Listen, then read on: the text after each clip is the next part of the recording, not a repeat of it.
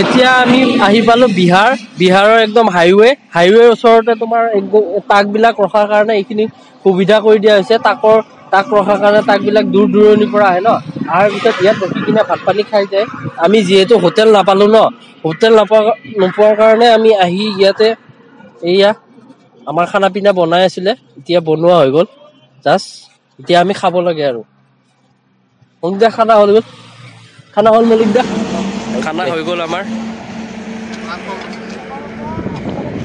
খানা ৰেডি। এয়া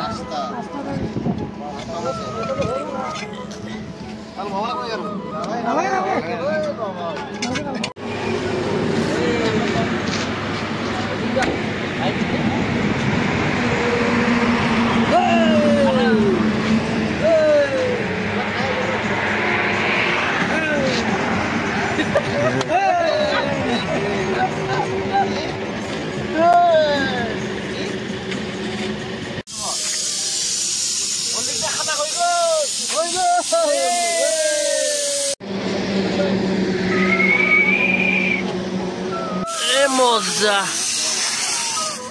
এইবিলাক কি বস্তু দেখা পাইছেনে?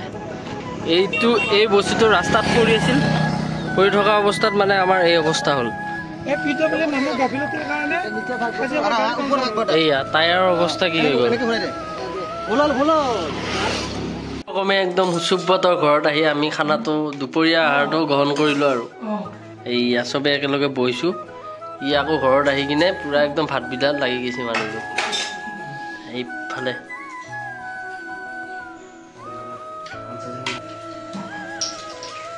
বেয়া খুচ মানে মানুহটো একদম মাইকীক লাগি মনত পৰছি বোলে। এতিয়া কালৈকে মনত পৰছি পানী দিবা নাযা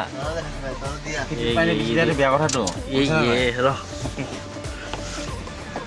অ মলিক দা খেতিত পানী দিবা গৈছি।